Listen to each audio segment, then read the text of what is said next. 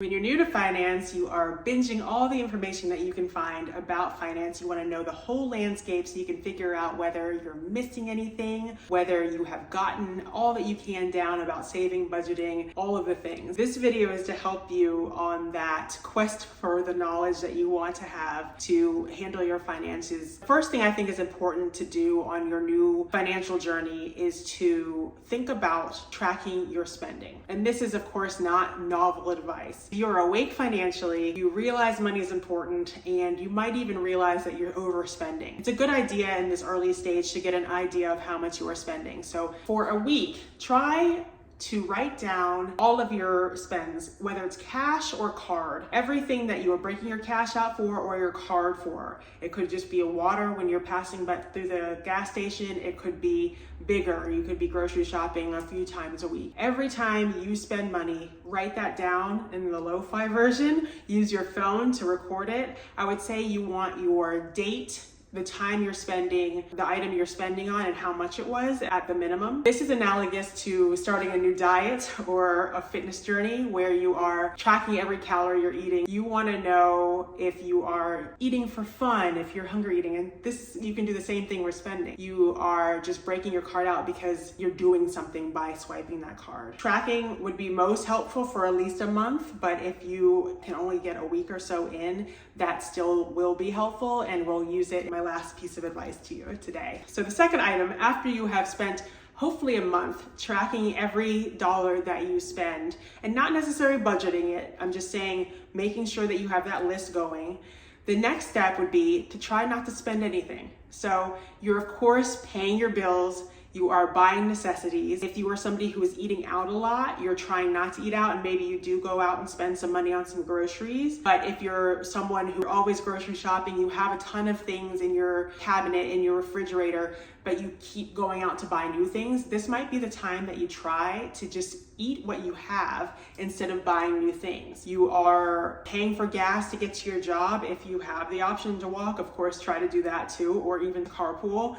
Because the point is to try to pull out that card less and to try to just see what it's like to not spend money every day if that's something you do, and to see if you can distinguish whether it's a need or a want, or if you're just shopping or buying things along the way because it is entertainment. My second tip, or I'd say it's like 2.5 because we just did our second tip, but tip 2.5, every finance person on YouTube is gonna say something about credit card debt. It's hard to think that anything else is important if you have 21% interest on the things that you bought. You know, you bought a pack of gum and suddenly you're paying that off for a month. That's an exaggeration, but that's really how it works with credit card debt. So if you have that credit card debt, you really want to work on not necessarily putting extra money away to retirement before you can plan to pay down that debt.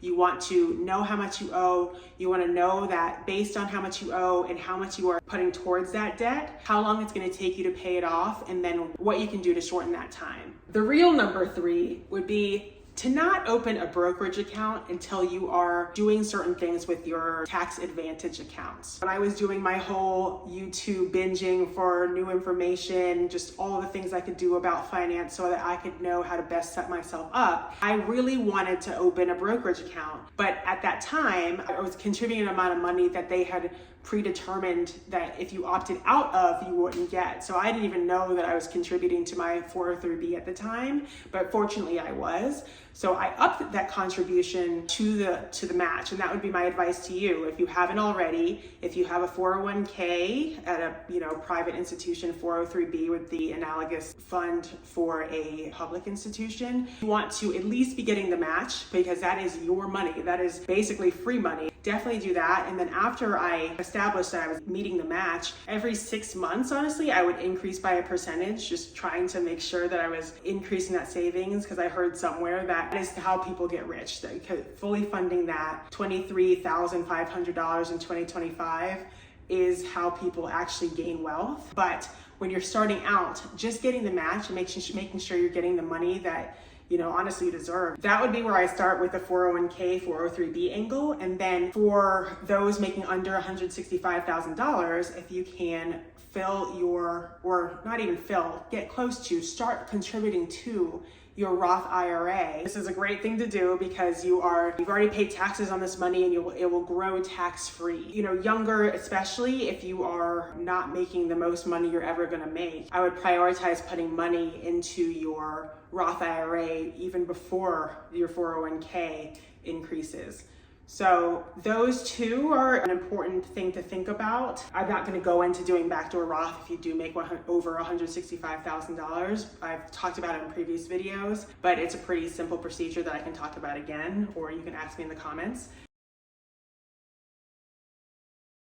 It's also important to know that these are just places where you can put money. 401k, Roth IRA, all of these are containers. You have to actually elect to put your money into the fund to have it be in the market. So what I mean is when I put money into my 401k, usually you'll have a day where they talk about the different funds that are available to you, and you can make an automatic something where every time you put money into your 401k, it's going to a certain place. A lot of people like Ramit Sethi, who I always talk about in pretty much every one of my videos, would like a target date fund. Usually target date funds have a higher expense ratio than some other funds, which is not a bad thing. If you're just starting out and the options in your 401k, especially because usually the options are not great, this is the target date fund that corresponds with your actual retirement. So it gets more and more conservative as the older you get, which makes a lot of sense. Or you can go for one that's a little older than you, so it stays pretty index fund heavy instead of getting into the lower growth. We're just starting out, so look at the target date funds, look for low expense ratio, just S&P 500 or total stock market funds. So for instance, my money is at Fidelity. Usually it's Fidelity, Vanguard, and Charles Schwab that are the most famous investing houses where people will find low cost funds and you can do it yourself instead of having somebody trying to take 1% assets under management, which is a large percentage as your money grows. So those are the three investment houses that I would advise you look at. Vanguard is of course always the most popular just because everybody in the FIRE movement has heard about it, and most people when they're starting out will think they have to have the money there. I was going to have my money there too, but my residency actually used Fidelity, and instead of just switching everything to Vanguard, I thought no problem with the Fidelity. So for instance, for a fund like a S&P 500 where there's a low expense ratio would be one of Fidelity's zero interest funds or zero transaction fee funds. FXAIX, for instance, is their no cost S&P 500 fund. They also have low cost bond fund, low cost total market fund.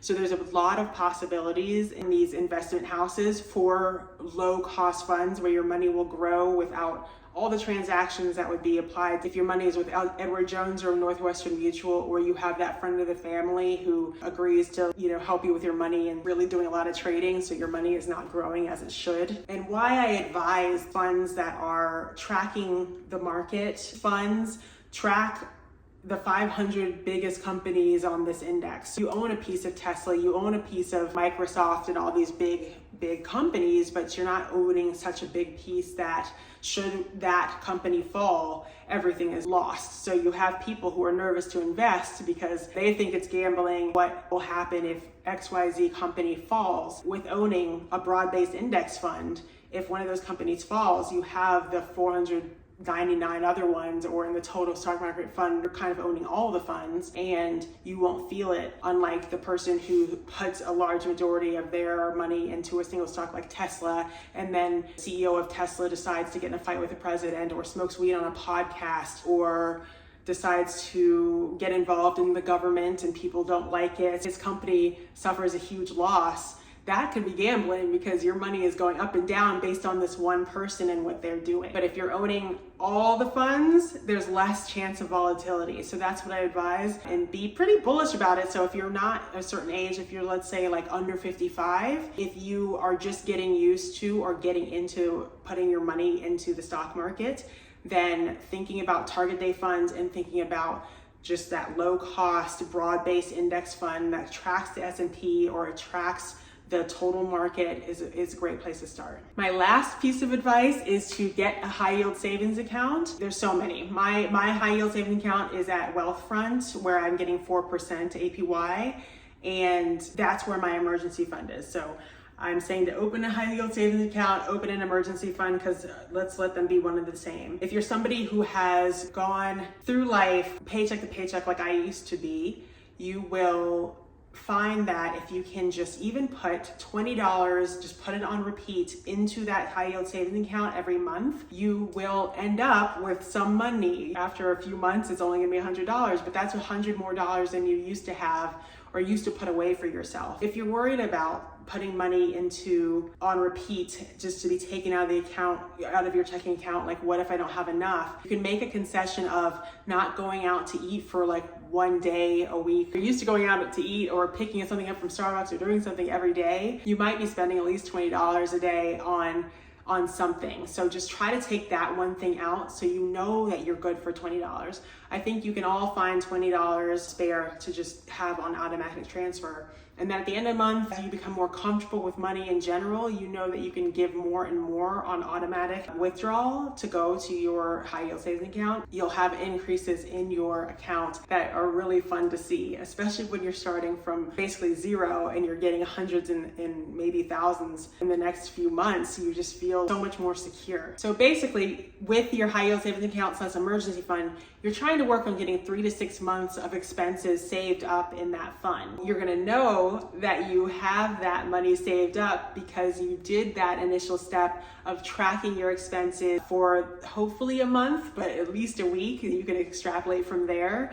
But you've tracked your expenses, so you know about how much you need to have for the month, and you can just multiply that by 3 or 6 so that you know exactly how much you should be saving in that high yield savings account / emergency fund. But again, it's so much fun to see your money grow. It's so much fun to get started with zero because you just open the account, and then a month or two later to have a pretty substantial fund and feel more secure with that. So good luck, you guys. Happy saving.